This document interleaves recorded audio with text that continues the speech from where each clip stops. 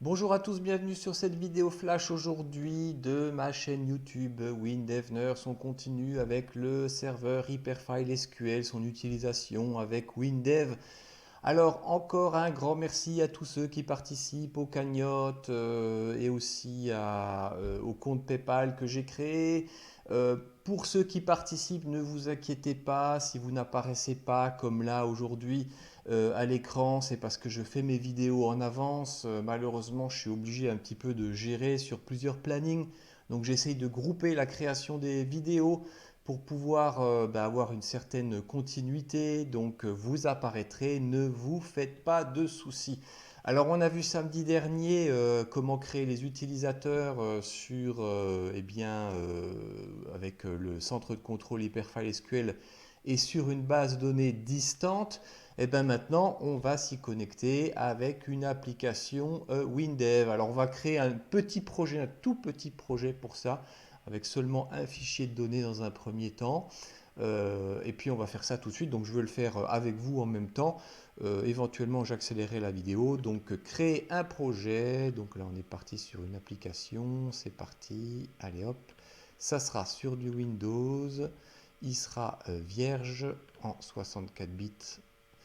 Voilà, donc là je vais l'appeler volontairement WinDev Nurse. Et ça ne sera pas tutoriel, ça sera HFSQL. Voilà, pour bien qu'on précise ce que c'est. C'est parti, la description, on s'en fiche. Il n'y a pas de GDS pour le moment. Alors concernant le GDS, chose importante, avec tous les dons là que je reçois, je n'ai pas checké encore aujourd'hui, au jour de la vidéo, combien j'avais.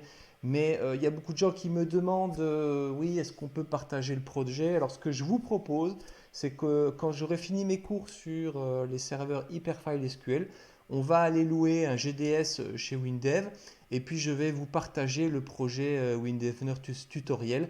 Vous l'aurez à l'accès en lecteur, vous pourrez le charger sur vos versions de WinDev, vous pourrez jouer avec.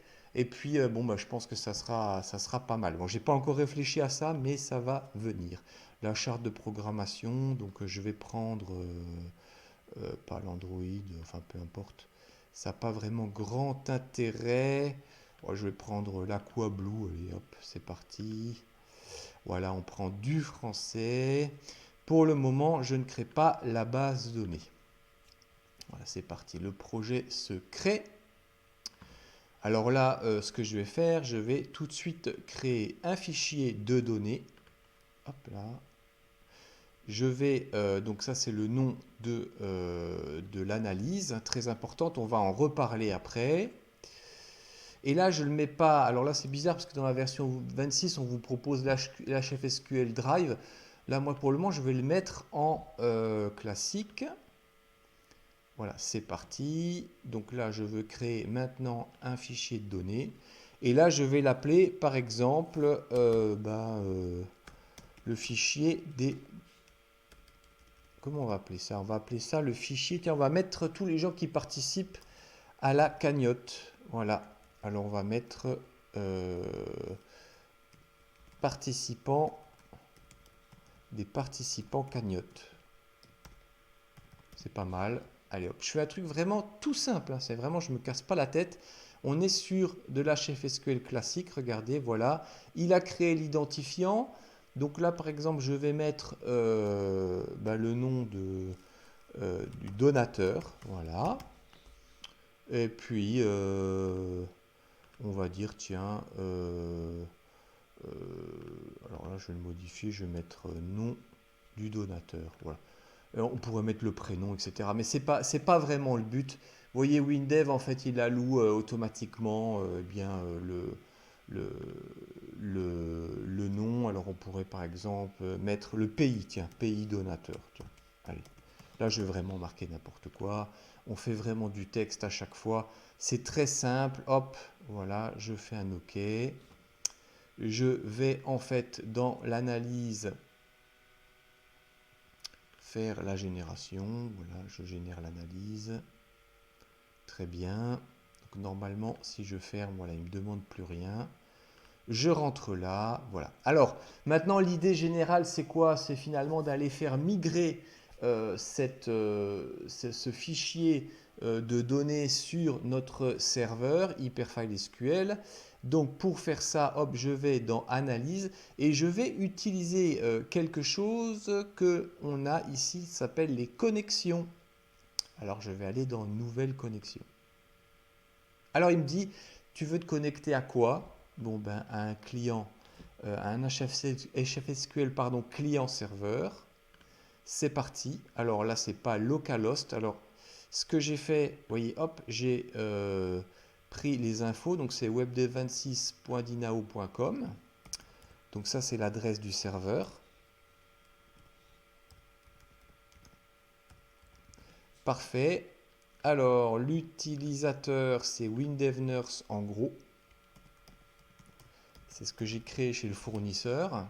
Le mot de passe, paf, ben je ne l'ai pas, je vous l'ai pas montré, bien sûr, volontairement. Et la base de données, regardez ce qui se passe. Il me propose déjà la base de données. Donc, il est déjà allé contrôler si ce serveur existait. Et puis, j'ai rentré le mot de passe. Il est rentré sur le serveur et il a vu qu'il y avait une base de données que j'ai créée qui s'appelle WinDevNurse à distance. Donc, je la sélectionne. Voilà.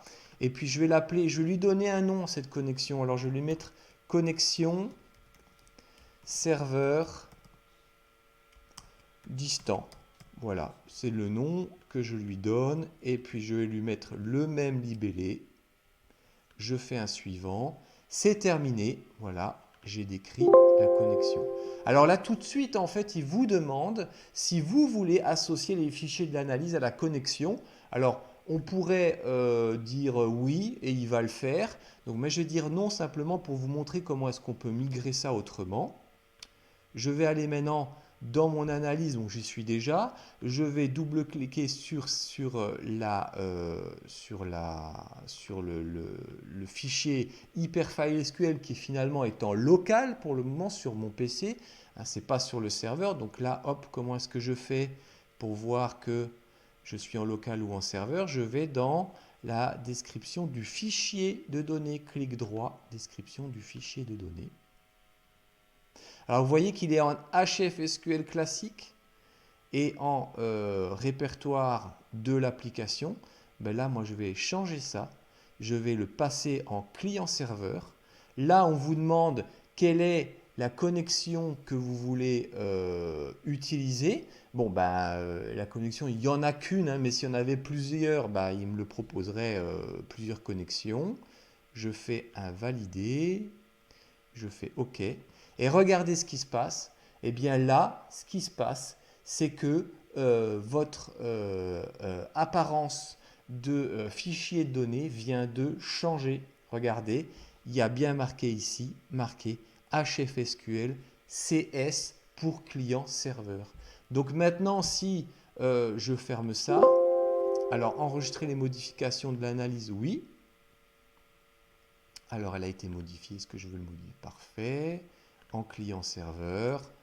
Donc, ça, c'est le répertoire. Alors, vous voyez, regardez ce qui se passe. C'est super important. Vous voyez que quand j'ai modifié l'analyse, WinDev, il a compris deux choses. Il a compris d'abord que j'avais créé le fichier de données en local.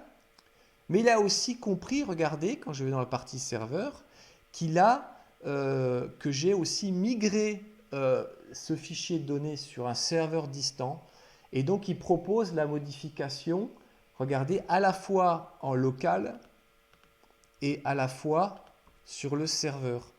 Alors chose hyper importante que vous devez garder à l'esprit, et ça je l'ai déjà dit dans mes vidéos précédentes, il faut que les analyses soient strictement les mêmes entre le local et le serveur.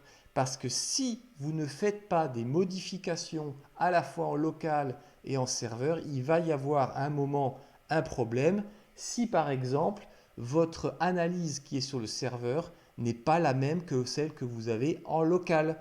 Donc, c'est vraiment une chose qu'il faut garder à l'esprit. Et ça implique quoi? Ça implique que si vous travaillez sur une modification d'un logiciel que vous avez fourni à un client, n'allez pas directement modifier, par exemple, la base de données qui est utilisée en ce moment même par le client, parce que vous allez faire la modification. Le lendemain, votre client va vouloir se connecter pour faire travailler normalement et il va y avoir un bug, il va y avoir un bug dans la structure des fichiers de données. Donc c'est ce que je vous disais, quand vous travaillez sur une nouvelle version, ben, il vous faut travailler sur un autre serveur, une autre base de données pour faire vos tests. Parce que si vous faites vos tests, je vous le répète, sur le serveur et sur la base de données exactement où le client est en train de travailler, ben vous allez créer des problèmes d'analyse parce qu'elles ne seront pas les mêmes. Donc vous voyez, WinDev, tac, il me propose ben, de faire la modification sur le serveur et sur le répertoire en local. Voilà, tac, tac, tac, ils sont à jour. Bon, ben, je clique sur annuler, voilà, tout est à jour. Imaginons maintenant, je veux rajouter eh bien, une donnée. Alors, je ne vais pas mettre pays donateur, mais je vais mettre par exemple région donateur. Voilà, c'est du texte, mais vous pouvez vraiment mettre tous les types de formats. Je vous le rappelle, je fais un OK. Je ferme. Est-ce que vous voulez modifier? Oui, je veux modifier. Et je fais de la modification en local et en serveur. Voilà, hop là, c'est parti. Il a fait la modification. Très bien. Là, je vais fermer maintenant mon projet. Voilà, à présent, on va faire un petit saut sur le centre de contrôle Hyperfile SQL. Je vais me connecter sur la base distante. Je vais dans WinDev Nurse. Et là, vous avez les participants cagnotte. Hop là, si vous cliquez dessus. Voilà, alors j'ai un petit peu fait une procédure parce que j'ai un petit peu coupé la vidéo. Il y avait un petit problème, à mon avis, ça vient du fait du centre de contrôle. Il ne reconnaissait pas le fichier Hyperfile SQL que j'avais transformé en mode client-serveur. Donc j'ai dû en fait passer par une petite étape transitoire, c'est que j'ai fait importer une base Hyperfile SQL classique. Bon, ça, on l'avait vu dans les vidéos précédentes. Et donc, normalement, si on regarde la structure des données, vous voyez, hop, on est là sur Wilfried, etc. Donc là, je pourrais rajouter, par exemple, le téléphone. Donc, c'est ce qu'on va faire. Regardez, hop là, je vais faire ici une modification. Donc, je vais rajouter, ici, je vais appeler ça tel donateur. Donc, peu importe, là, on va mettre encore un fichier texte. Hein, c'est juste pour voir que ça apparaît bien. Je fais une génération. Donc, je lance ma génération. Donc, il me dit, est-ce que tu veux le modifier à la fois en local et à la fois sur le serveur? Oui, je le fais. Alors, vous voyez, hop, là, il me dit, nécessite une modification. Alors, je vais le faire. Allez, c'est parti. La modification a été faite avec succès. Voilà, je vais carrément me déconnecter. Je me remets ici. Je vais faire un actualiser. Alors, voyons voir si je me remets ici. Voilà, vous voyez qu'ici, il a créé maintenant le téléphone donateur. Alors, hormis ce petit bug là que j'ai dû corriger dans la vidéo. Donc sachez que si, enfin, globalement, quand vous migrez une table sur un serveur Hyperfile SQL, je pense que c'est quand même pas mal dans un premier temps de au moins rentrer une liste d'informations, enfin une liste d'informations, une entrée de données dans votre fichier FIC en local avant de le migrer. Si vraiment vous avez un bug et que ça n'a pas été transmis sur le serveur, ça peut arriver ou des fois ça peut mettre du temps. N'oubliez pas que vous avez toujours la possibilité d'importer une base Hyperfile SQL classique. C'est relativement facile à faire. Voilà, il suffit de suivre les informations et d'aller chercher le fichier d'analyse. Voilà, je vous ai montré sur cette petite vidéo comment on allait se connecter et migrer une table. Alors pour migrer d'autres tables, c'est exactement le même principe, on va le faire dans les prochaines vidéos. Là, on va voir comment ça réagit en migrant deux tables et en migrant une liaison. Ça vous permettra de voir ce qu'on doit voir apparaître. Voilà, j'espère que cette vidéo vous aura aidé. Elle était un petit peu fouillie, mais bon, ça a le mérite d'être un peu plus clair maintenant. Voilà, je vous dis à la prochaine vidéo. D'ici là, un bon dev à tous et puis je vous dis bye bye. Bye.